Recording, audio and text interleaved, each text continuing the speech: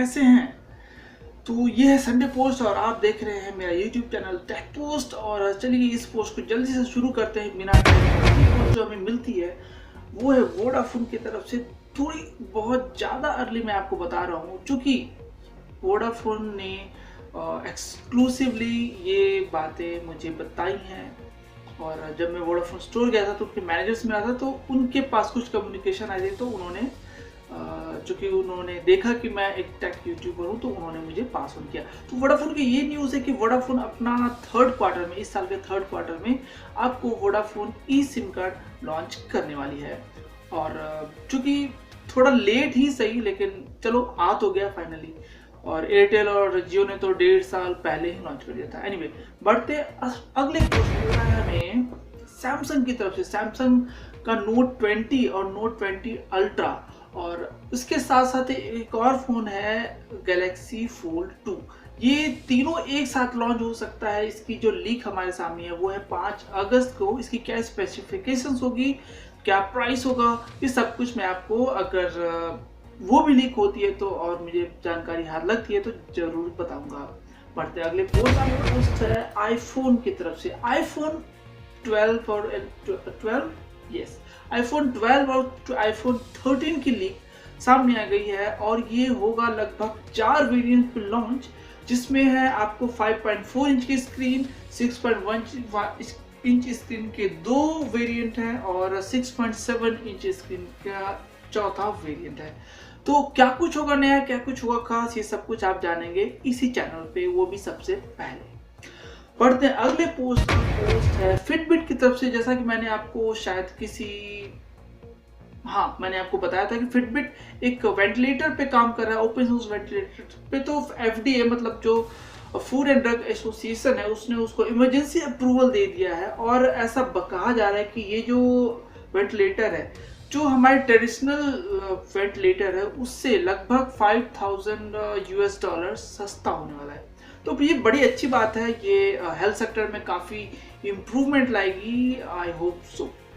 आपको क्या लगता है, आप हमें नीचे कमेंट करके बता सकते हैं।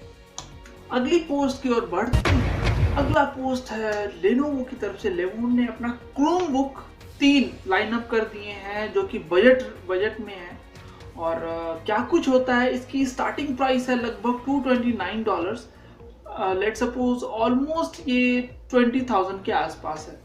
लेकिन गौर करने की बात यह है कि क्रोमबुक है, ये लैपटॉप नहीं है। इसमें ऑपरेटिंग सिस्टम क्रोम होने वाला है, क्रोमबुक है ये। तो क्या कुछ है, चलिए देखते हैं इसके बारे में। बढ़ते हैं नेक्स्ट पोस्ट की ओर। नेक्स्ट पोस्ट हमें मिलता है एक चार्जर को लेकर के। ये बनाया है एयू की, मतलब आई थिंक इसको ऐसे ही प्रोनाउंस करना चाहिए। अगर मैं गलत करूं तो प्लीज मुझे फीडबैक दीजिएगा। एयूकी ने इंट्रोड्यूस किया है 100 वाट का चार्जर। ये आप यूज कर सकते हैं अपने टैबलेट के लिए, अपने स्मार्टफोन के लिए, अगर वो सपोर्ट करता है। वो सब कुछ देखते हुए वो तो बात की बात है, लेकिन फिलहाल ये इंट्रोड्यूस हो गया है 100 वाट का चार्जर, जैसा कि आप स्क्रीन पे देख पा रहे हैं। और क्रोमबुक आप चार्ज कर सकते हैं, अपना नोटबुक चार्ज कर सकते हैं, अपना एप्पल का जो मैकबुक है वो आप चार्ज कर सकते हैं।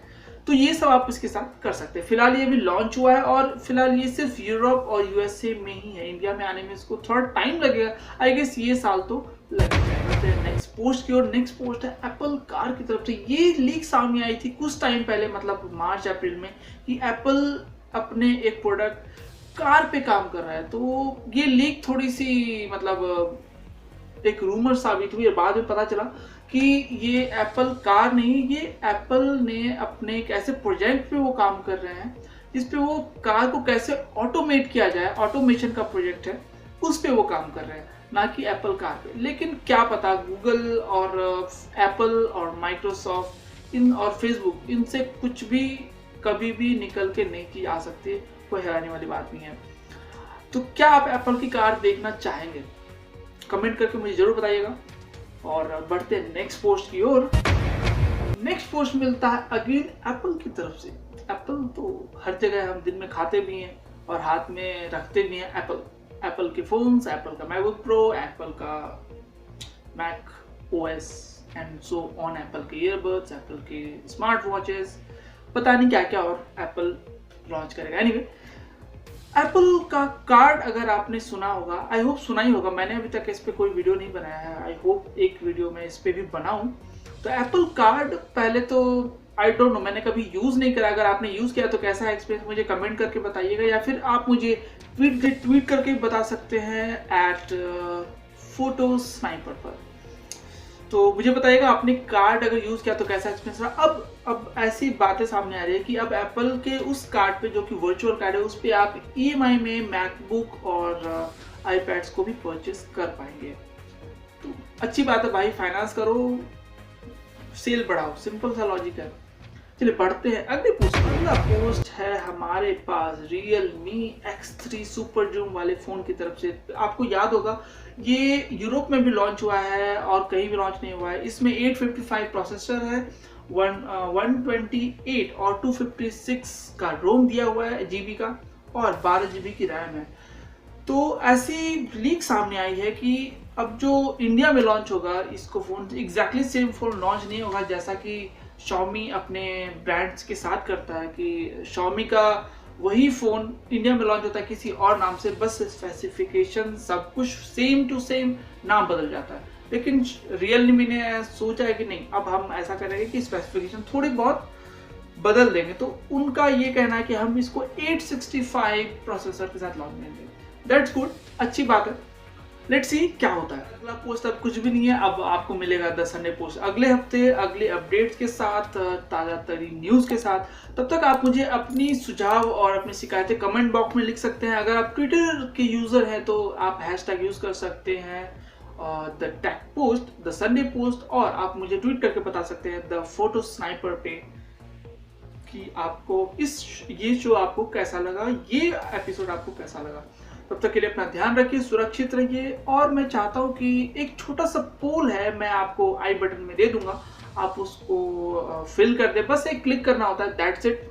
और वो क्लिक आपको बस ये इतना बताना है कि आप क्या यूजर हैं, आप एप्पल iOS यूजर हैं या एंड्रॉयड यूजर हैं। तो लेट्स सी, आपको मिलते हैं अगले वीक अगले संडे पोस्ट में। तब तक के लिए अपना ध्यान रखिए, सुरक्षित रहिए, टेक्नोलॉजी का भरपूर इस्तेमाल करते हुए सुरक्षित रहिए। जय हिंद।